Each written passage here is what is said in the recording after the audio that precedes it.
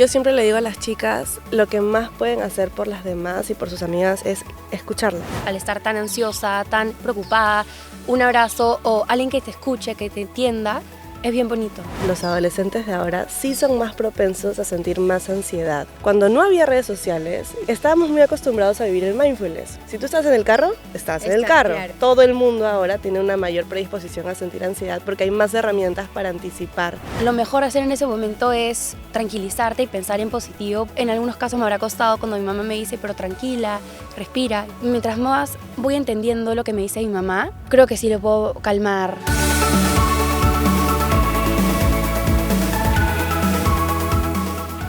¿Ya vieron Intensamente 2? ¿Con cuál emoción se identifican? Yo el día de hoy me identifico con ansiedad, por eso el anaranjado. ¿Quién no tiene un miedo guardado o una emoción ahí atracada? O a veces en un día se nos salen todas las emociones y no entendemos por qué estamos así, pero de pronto, cuando viene la calma, logramos entenderlas e identificarlas un poco más. Así son las emociones, un sube y baja cuando no las sabemos gestionar.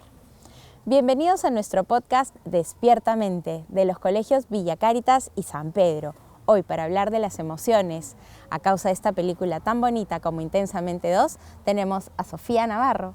Sofía Navarro es psicóloga de Upper School de nuestros colegios. Ella actualmente se viene desarrollando en el campo de los adolescentes. Está haciendo una maestría, culminando una maestría en Counseling Adleriano por la Universidad Ramon Llull de Barcelona, España. Por supuesto que es psicóloga por la Universidad de Piura, tiene una especialización en terapia relacional emotiva y counseling de parejas también. Así que tenemos como un abanico muy grande acá con Sofía para ir desmembrando esta película, pero también nos acompaña Brenda Seminario, alumna de 10º año. A Brenda le encanta conversar y hablar también sobre las emociones. Así que bienvenida Sofía, bienvenida Brenda. Muchas gracias, Silvana. Gracias. Estamos aquí para hablar de las emociones. Bueno, hemos visto que las emociones son parte de nosotros. Esta película nos ha movido un montón, ¿la han ido a ver? Espero que sí, ¿no? Yo la verdad es que, como les digo, me he identificado muchísimo con ansiedad. Pero creo que lo que más me ha llamado la atención es que ha cambiado la gestión de emociones, ¿no? O sea, ha cambiado este conocimiento de la gestión de emociones. ¿Crees tú? Yo, por ejemplo, cuando era chiquita, no tenía ni idea de lo que me estaba pasando en la adolescencia.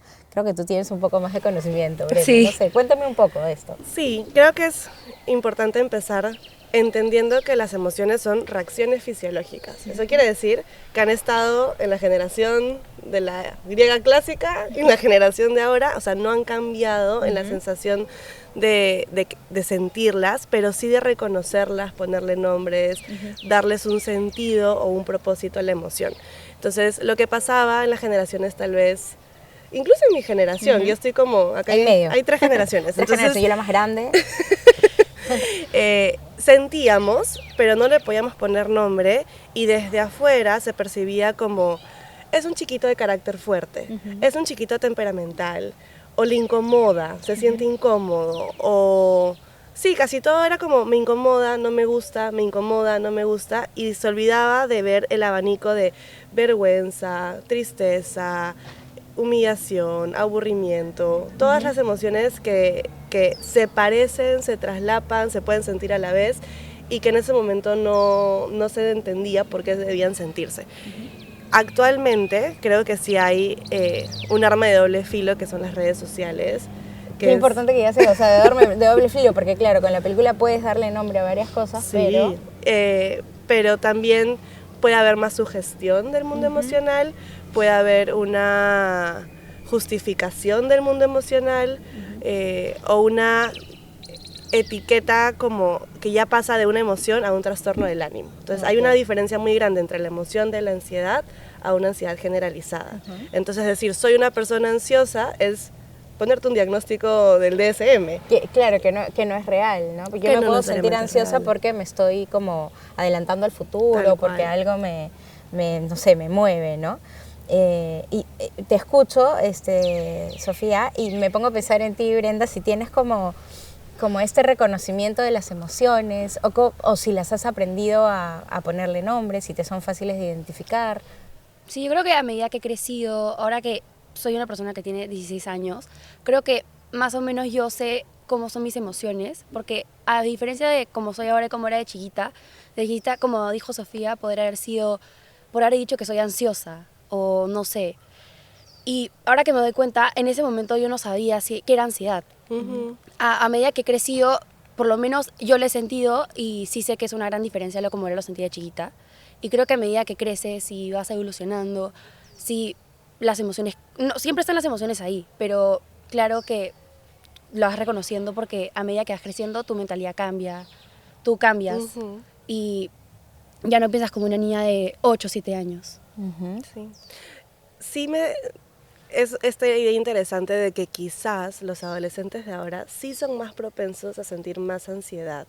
Ya. Porque cuando no había redes sociales, cuando no había medios de comunicación, ni siquiera había teléfono, estábamos muy acostumbrados a vivir el mindfulness. Si tú estás en el carro, estás en el carro. Claro, el mindfulness es esta situación de vivir en el presente. Vivir en el presente. O sea, si estás en el carro, estás en el carro. Si estás esperando a alguien en un restaurante, estás esperando a alguien en un restaurante. No estás haciendo nada más. No te anticipabas o tenías como esos excesos de estímulos que incrementaban como el anticiparte, el ver, el estar en otra realidad presente, el ver qué está haciendo la amiga en redes sociales, el llamar... lo que va a venir, la fiesta, Exacto. no sé, los school games, o sea, Sí, todo entonces lo que tenemos pasa, claro. ahora y no solamente los adolescentes, sino todo el mundo ahora tiene una mayor predisposición a sentir ansiedad porque hay más herramientas para anticipar y si no gestionamos esa anticipación, entonces se puede desproporcionar un poco, como se ve en la película. ¿Tú sientes esto, Brenda? ¿Sientes que es difícil estar en el presente y te vienen muchas cosas? Sí, a veces sí me pasa eso y creo que lo mejor hacer en ese momento es tranquilizarte y pensar en positivo porque esos pensamientos nunca se van, aún así estés siempre ansiosa o con preocupaciones. Entonces, yo voy viendo, ¿no? Yo veo que Brenda como que tiene algunos elementos de conocimiento de las emociones. Esto, Sofía, se enseña ahora. Cuéntanos un poco qué papel crees que puede estar jugando esta película en esta generación. Creo que uno los ayuda a sentirse comprendidas. O sea, creo que es sumamente importante. Y nuevamente, no creo que solo para los adolescentes, sino para los adultos también. Los adultos que han visto la película le han podido poner nombre a cosas que tal vez no habían identificado de su propia adolescencia. En la gestión emocional definitivamente se enseña. Es algo que se aprende, que se tiene que trabajar, que se tiene que practicar, que comienzas a cada vez tener más herramientas o más recursos en este baúl de herramientas emocionales, porque lo que no podemos hacer, o digamos no es recomendado para nada por los psicólogos, es reprimir las emociones. Que lo vemos en la película, ¿no? Vemos cuando todas están ahí atrapadas en... Y claro, no solo emociones, sino pensamientos. El no reconocerte de forma incondicional o como en esta aceptación total de quién eres, con tu mundo emocional, con tus pensamientos, con tus ideas, con tus errores, es contraproducente porque a largo plazo lo que se viene es esta avalancha de pensamientos que en el día a día lo que vemos que es esta desregulación emocional o este desborde o esta crisis existencial de ya no quiero hacer nada porque todo lo que quería guardar, el frasco se destapó y reventó. Sí. Brenda nos decía hace un ratito que cuando se sentía en estas situaciones de ansiedad trataba de pensar en positivo y lo uno un poco con lo que tú me dices, ¿no? O sea, ¿de qué manera afectan nuestros pensamientos a las emociones? ¿Cómo es esa conexión? Okay, entonces, estamos hablando de la teoría del ABC. ¿Ya? El antecedente, que puede ser una situación externa o interna. El B, que es el belief o pensamiento, idea, y luego el C, que es la conducta emocional. Entonces, como regla de oro, siempre, siempre, siempre hay un pensamiento o creencia o idea detrás de una emoción. Nunca es que sentí y no sé en qué estaba pensando. No podemos reconocer con facilidad qué estamos pensando, pero siempre hay un pensamiento detrás. Entonces, parte del proceso de entender y gestionar nuestras emociones implica entender qué pensamientos gatillan o detonan ciertas emociones.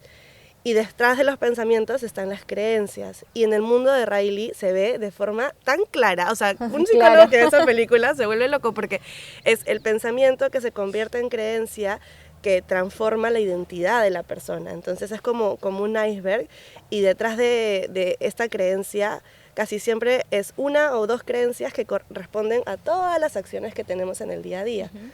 ¿Y qué es lo que le va pasando a Riley, ¿no? O sea, cuando ella escucha que sus amigas se van a ir, es como que, ¿no? creyó una cosa, actuó de una manera y como que su mundo se trastornó y ella misma cambió, ¿no? Entonces, ahí yo les escuchaba hablar, ¿no? Y doy por hecho de que el entorno afecta muchísimo en el mundo de las emociones. Hablo ahí también un poquito, voy a meter el tema de la amistad, ¿no? Dentro del entorno, es porque somos seres relacionales, están los amigos. Le voy a preguntar primero a Brenda. Tú, Brenda, ¿cuáles crees que sean estas características de una buena amistad que te sumen de pronto en la buena gestión de emociones? Yo creo que la empatía, porque una persona empática, yo creo que si tienes una amiga empática, en ese caso, ella te podría ayudar, no digo que sería tu soporte emocional, pero claramente podría ser una buena opción para decirle, me siento mal, ayúdame, necesito un consejo, apóyame. O sea, una persona empática si te da esta ayuda por ejemplo, en un ataque de ansiedad o algo así, le puedes pedir ayuda a ella y una persona empática te lo va a ayudar, te va a conceder esta.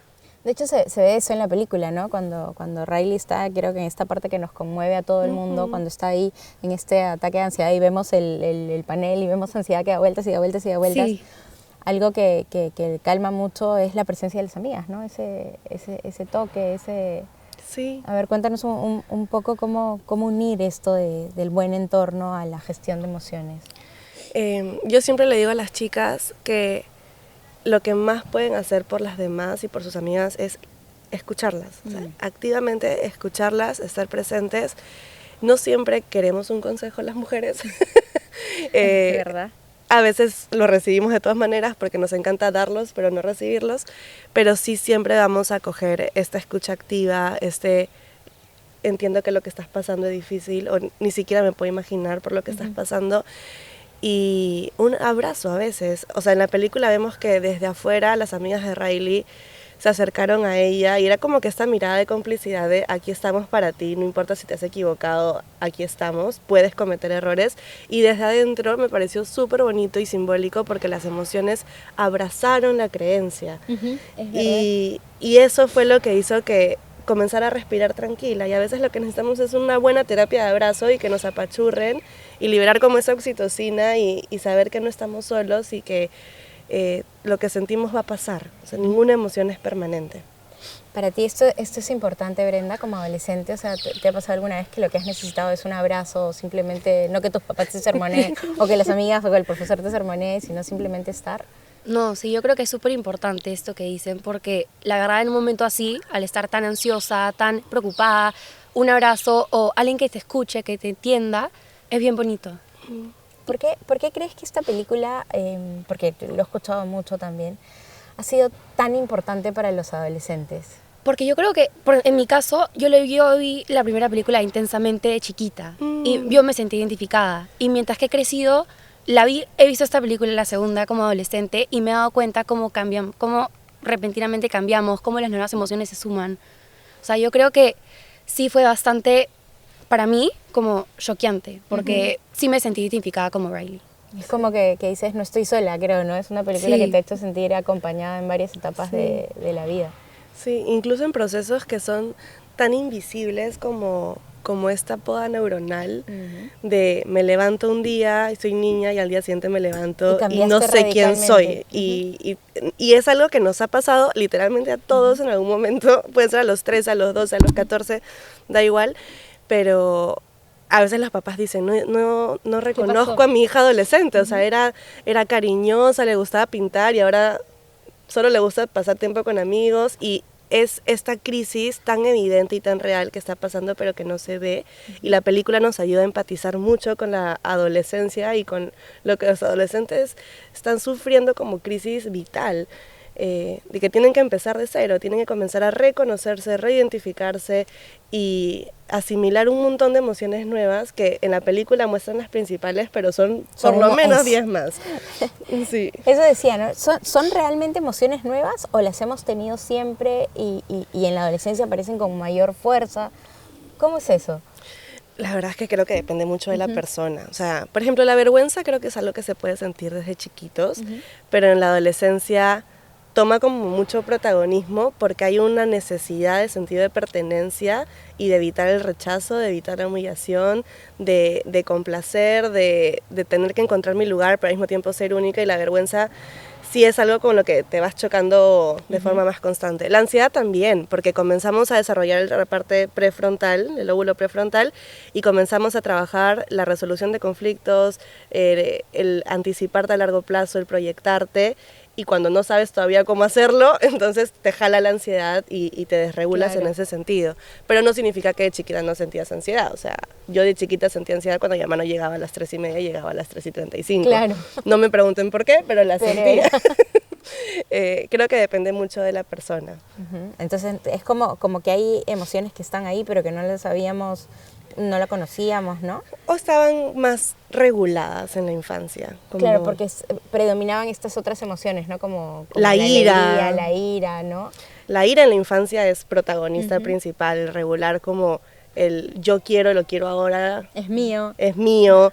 La tristeza de me voy a separar de mi mamá y quiero ir al nido, pero también quiero estar con ella. Sí. Sí. Sí, es verdad. A ver, ¿la razón o las emociones? ¿Quién crees que va primero, Brenda? Yo creo que... creo que es bien debatible eso, porque para mí yo creo que las emociones, cada una tiene su razonamiento. Y en este caso, creo que conocerlas primero es mejor. Y... Tipo ponerles nombre. Sí. O sea, eso te ha ayudado a saber que lo que estás sintiendo, por ejemplo, es vergüenza. Sí, muchísimo, muchísimo, en verdad. A mí sí me ha ayudado bastante porque a veces no las sé identificar y me cuesta. Y como a veces somos tercas o no sabemos cómo controlarlas, identificarlas no es fácil. Pero yo creo que al paso del tiempo, como ya te va pasando y más o menos creo que te conoces, entonces yo creo que sí. Buenísimo. Razón, emociones. Concuerdo con Brenda, ha sido muy sabia su respuesta. Creo que cada emoción tiene un propósito racional. O sea, dentro de la emoción y la forma de entenderla o de categorizarla es a través de la frecuencia, la intensidad y la racionalidad. Pero sí entender de que las emociones tienen un propósito de supervivencia incluso. Tan importante es como sentir frío y abrigarte, o sentir que algo te quema y quitar la mano. Y si no entendemos el propósito y la razón de la emoción, ahí es donde viene el problema, porque la postergamos, la reprimimos, la rechazamos o no entendemos el mensaje que hay detrás. Pero siempre hay un mensaje racional. Y creo que hemos categorizado equivocadamente esto, ¿no? Porque a veces estas emociones son malas y estas emociones son buenas. Exacto. Y la verdad es que... Para nada, no las hay emociones son ni malas ni emociones. buenas. Sí. Exacto. ¿Y por qué crees que hay esta como juicio con las emociones como la ira, el orgullo, incluso este tema de la envidia, ¿no? Que aparece en la película y que tú dices, ¿tendrá la envidia algo de positivo, no? O sea, qué bonito es verlo como sin un peso, pero ¿por qué nosotros hemos crecido como rechazando esas emociones? Creo que es el error que cometemos con muchas otras cosas de convertir algo subjetivo en algo objetivo. Es diferente que no me guste sentir una emoción, porque realmente hay emociones que son muy incómodas de sentir, a decir es una mala emoción porque no me gusta sentirla. Sí. Entonces no es que las emociones sean malas o buenas, sino es que las emociones producen sensaciones que me van a disgustar mucho. Exacto. O que me van a gustar mucho. Sí. Y a veces es por esto que las rechazamos. Yo he ido como haciendo estas preguntas y quiero ahora como unir estos dos mundos, el mundo de los adolescentes con el mundo de los adultos. ¿Qué papel? Porque en la película vemos mucho el mundo de los adolescentes, vemos a los papás de Riley tratando de entender algunas cosas, pero la verdad es que la dejan en el campamento, ¿no? Está una profesora, pero no hay mucho del mundo de los adultos. Sin embargo, aquí Brenda nos dice lo importante que ha sido para ella que le enseñen a gestionar las emociones. Yo creo que ahí podemos aportar algo nosotros. ¿Cómo enseñamos a nuestros adolescentes? Para ti, te hago esta pregunta y luego para ti la siguiente ¿es fácil aceptar esta enseñanza? ¿Cómo le enseñamos a nuestros adolescentes? A ver, es una pregunta compleja, Silvana, la que me estás haciendo. Creo que empezamos con la identificación del mundo emocional. O sea, cuando vemos que un adolescente está sintiendo, ni yo ni la adolescente sabe que lo importante primero es tratar de entender de dónde viene la emoción. Bueno, primero regularlo, ¿no? Respiraciones, calma, abrazo, escucha, lo que sea necesario. Cuando ya hemos encontrado un poquito de regulación, empezamos a tratar de entender qué fue lo que pasó. Empezamos por el hecho específico, qué sentí y qué puedo haber pensado sobre mí para haber llegado a esa emoción. Entonces, el qué pensaste sobre ti nos ayuda a entender a dónde vino esa reacción y tal vez con un cuadrito comenzamos a ponerle nombre o tratar de identificarla. Lo bueno es que en el adolescente, a nivel teórico, sí saben qué significa cada emoción. No es como en los niños que tienes que explicarle qué significa alegría, qué significa tristeza, sino es simplemente cómo relaciono la sensación fisiológica, la situación con la emoción. Con la emoción. Claro. Entonces, por lo que te voy entendiendo, uno empieza a enseñar desde muy pequeñito esta identificación de las emociones. Sí. Y en la adolescencia tenemos esta enseñanza de la gestión de la manera como nos has dicho, ¿no? Entender qué fue lo que... Primero calmar, o sea, primero tratar de regular esa emoción a través de la escucha, a través de un abrazo, a través, ¿no? Sin tanto preguntar, sino más bien contener, creo yo, para después ayudar a identificar qué fue lo que pasó y cómo sentí y cómo actué. Y siempre entender que hay como una relación entre acción, pensamiento y emoción. Entonces, para algunos adolescentes es muy fácil empezar por el pensamiento, para algunos es muy fácil empezar por la acción y otros por la emoción. Es decir, si yo estoy sintiéndome triste y lo que estoy haciendo es echarme en mi cama y llorar, pero lo que hace es incrementar la tristeza, en vez de modificar la tristeza, lo que hago es modificar la acción. Entonces, voy y preparo un brownie en la cocina. Claro. Y ya no estoy triste. Entonces, es como, no tenemos que ir siempre en el mismo orden. Es como ir encontrando tus propias estrategias. Exacto. Si una acción no me está funcionando y aumenta la emoción, pruebo otra acción que cambie la emoción. Si un pensamiento no me está funcionando para una emoción, me como la creencia que me ayuda a tener una emoción diferente. Como si yo estoy pensando, no soy suficiente para grabar este podcast. Claro. Le identifico y digo, no, sí soy suficiente para grabar este podcast. Entonces pasé de sentir unos nervios desmesurados a una ligera calma. Claro, exacto. Incluso ¿no? Uno se siente mejor. Exacto. Y Brenda, ¿cómo vive un adolescente este intento de los adultos por contenerlos o enseñarles en un momento en que de repente estás desregulada? Yo creo que cuando eres adolescente es bien difícil entender cuando te dicen estas cosas, porque mientras más vas creciendo tú te crees, vas en tus propias ideas, es difícil entender, pero yo creo que al paso del tiempo lo vamos entendiendo, porque a mí en algunos casos me habrá costado cuando mi mamá me dice, pero tranquila, respira, dijo, no, pero estoy ansiosa, no puedo, pero yo creo que mientras más voy entendiendo lo que me dice mi mamá, creo que sí lo puedo calmar y yo misma entenderme y entender esta emoción. O sea, sí es importante para ti que un adulto esté presente por más de que no quieras que esté, por más de que en ese momento... Es que es importante saber eso y me parece súper sincero de tu parte y que nosotros como papás, como educadores, sepamos que para los adolescentes es, no quiero que me hables, pero a la vez háblame, pero no te estoy escuchando, pero a la vez sí te estoy escuchando. O sea, parece un trabalenguas, pero es real y nos pasa y qué importante que viniendo de ti, o sea, nosotros lo tengamos aquí como bien presentes. Me quedaría hablando horas del tema y yo creo que nos quedan como muchísimas cosas que disgregar de la película, pero creo que así como lo hemos ido resumiendo, ¿no? Qué importante la gestión de emociones. No es que esté haciendo cherry en la película, pero creo que Intensamente 2 e Intensamente 1 son buenas herramientas para conocer las emociones, para conocerlas en familia, para verlas en familia, verlas con los amigos, ¿no? Y poder también tener estos diálogos en la mesa, ¿no? Exacto. Entonces, vayan a ver la película, escuchen nuestro podcast, síganos en Spotify, denle seguir para que no se pierdan los episodios que vienen. Y vamos con la gestión de emociones. Yo creo que hemos hablado mucho de las falencias que tienen nuestras generaciones actuales, pero una gran ventaja que creo yo que tiene esta generación actual es el propio conocimiento del mundo emocional, así que ahí echémosle mano. No sé si quieren decir unas palabras finales, chicas. Yo creo que a final de cuentas nunca hay que ocultar tus emociones. Aún así, las vayas experimentando por primera vez y quieras decir, no está bien esta emoción, no la quiero sentir. Siempre hay que dejarlas fluir porque te va a ayudar y de manera que vas creciendo, de repente puedes ayudar a más personas con esto porque ya lo has experimentado. Sí. Yo recordar que realmente no hay ninguna emoción mala y la clave es encontrar el propósito detrás de la emoción para seguir creciendo y ser la mejor versión de nosotros mismos. Buenísimo, entonces nos vamos hoy en el mundo de las emociones con mucho por descubrir y nos vemos en un siguiente episodio de Despierta Mente, el podcast de los colegios Villa Cáritas y San Pedro. Hasta la próxima.